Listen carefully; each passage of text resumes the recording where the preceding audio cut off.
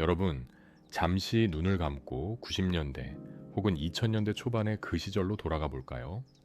학교 시간, 친구들과 3, 4모 모여 향하던 곳이 있었습니다. 멀리서도 한눈에 들어오던 그 강렬한 빨간색 간판, 기억하시나요? 문을 열고 들어서면 코끝을 자극하던 고소한 튀김 냄새와 달착지근한 소스 향기.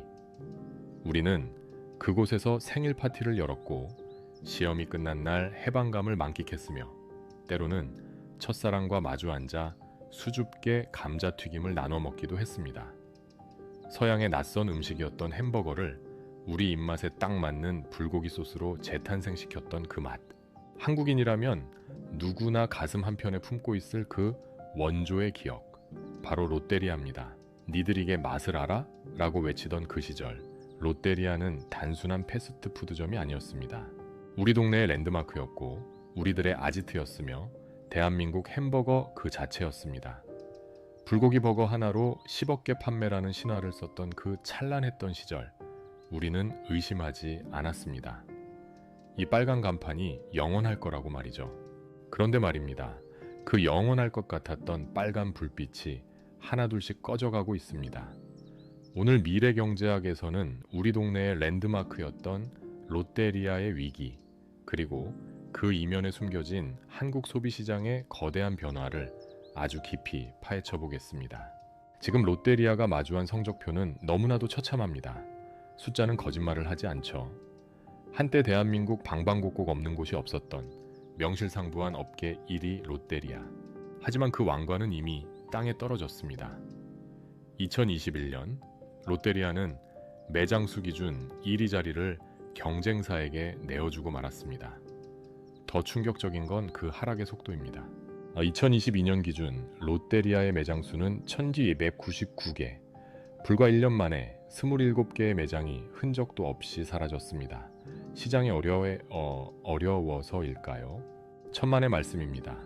같은 기간 경쟁사인 맘스터치는 매장 수를 8%나 늘리며 무섭게 치고 올라왔고, 버거킹 역시 점포 수를 늘리며 영토를 확장했습니다. 국내 햄버거 시장 규모가 4조 원을 넘어 5조 원을 바라보는 이 호황기 속에서 유독 롯데리아만 뒷걸음질 치고 있는 겁니다. 매출은 더 심각합니다. 2018년까지만 해도 1조 원대를 호령하던 매출은 불과 몇 년 사이 6천억 원대, 7천억 원대로 곤두박질 쳤습니다. 도대체 우리가 사랑했던 그 국민 햄버거에 무슨 일이 벌어진 걸까요? 많은 전문가들은 이렇게 말합니다. 시장이 변했다. 강력한 경쟁자가 나타났다. 맞습니다.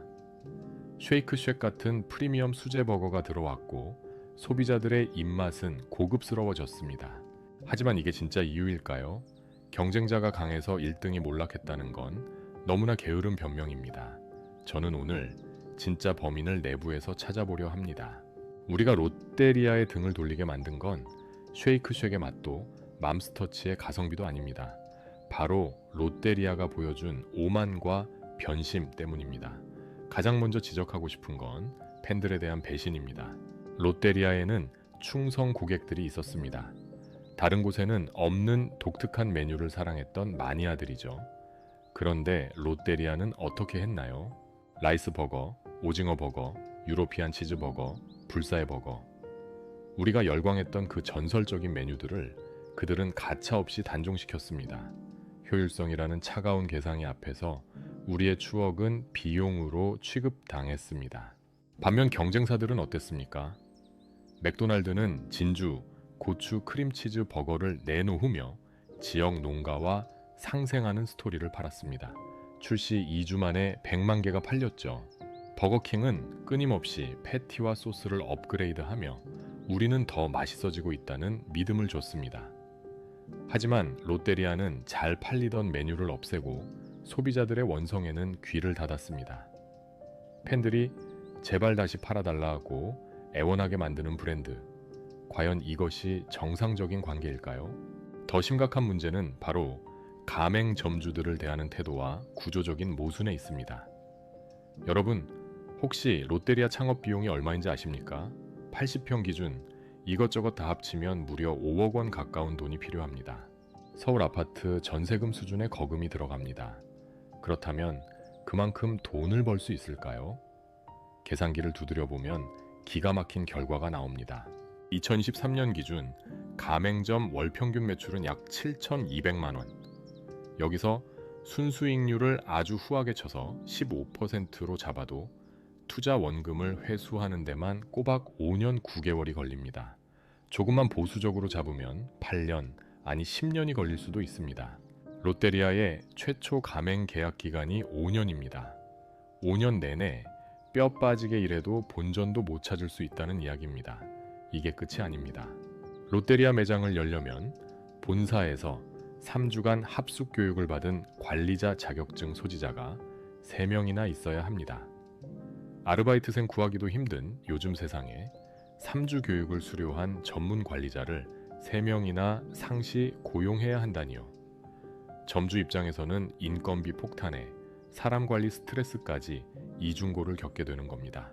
그러니 기존 점주들은 지쳐 나가떨어집니다. 최근 3년간 롯데리아의 명예 변경 건수를 보면 기가 찹니다. 신규 개점보다 가게 주인이 바뀌는 경우가 3배, 4배나 많습니다. 이건 무슨 뜻일까요? 장사가 잘 돼서 권리금 받고 파는 게 아닙니다. 더 이상은 못 해먹겠다며 탈출하는 점주들의 비명소리인 겁니다. 지방 소도시까지 공격적으로 확장했지만 인구가 줄어드는 그곳에서 점주들은 매출 하락을 온몸으로 받아내고 있습니다. 본사는 매장 수 늘리기에 급급했지만 정작 그 안에서 장사하는 파트너들의 생존은 위태로워진 것이죠. 물론 롯데리아도 가만히 있는 건 아닙니다. 위기감을 느꼈는지 최근 12년 만에 브랜드 로고를 바꾸고 메뉴 이름도 리아 불고기, 리아 새우로 변경하며 리브랜딩에 나섰습니다. 넷플릭스 스타 셰프와 협업해 신메뉴도 내놓았고요. 해외 시장, 특히 베트남에서는 250개가 넘는 매장을 운영하며 국민버거 대접을 받고 있기도 합니다. 하지만 안타깝게도 베트남 법인마저 최근 2년 연속 적자를 기록했습니다. 69억 원의 순손실, 코로나 이후 최대 규모의 적자입니다. 해외 상황도 녹록지 않다는 뜻이죠. 이름을 바꾸고 포장지를 바꾼다고 떠나간 마음이 돌아올까요? 롯데리아가 잃어버린 것은 단순히 매출이 아닙니다. 바로 소비자의 신뢰와 팬들의 애정입니다. 우리는 롯데리아의 대단한 수제 버거의 맛을 기대한 게 아닙니다. 그저 언제 가도 그 자리에 있어주는 편안함, 내 추억 속의 그 메뉴를 다시 맛볼 수 있는 즐거움, 그리고 점주와 소비자가 함께 웃을 수 있는 상생의 가치를 원했던 겁니다. 효율성을 핑계로 추억을 잘라내고 높은 진입장벽으로 파트너를 지치게 만든 결과가 지금의 성적표입니다. 리아라는 새로운 이름보다 더 시급한 건 잃어버린 본질을 되찾는 일 아닐까요? 45년 전 낯선 햄버거에 불고기를 넣어 우리의 입맛을 사로잡았던 그 혁신과 진심이 다시 한번 필요한 시점입니다. 국민 브랜드라는 타이틀은 기업이 스스로 다는 명찰이 아닙니다. 소비자들이 마음을 담아 불러줄 때 비로소 완성되는 이름이죠. 과연 롯데리아는 다시 우리의 국민버거로 돌아올 수 있을까요? 아니면 이대로 추억 속의 한 페이지로 사라지게 될까요? 그 답은 이제 롯데리아가 보여줄 행동에 달려 있습니다. 여러분의 생각은 어떠신가요? 여러분, 기억 속 롯데리아는 어떤 모습인가요? 댓글로 여러분의 추억 혹은 쓴소리를 남겨주세요. 오늘 이야기는 여기까지입니다.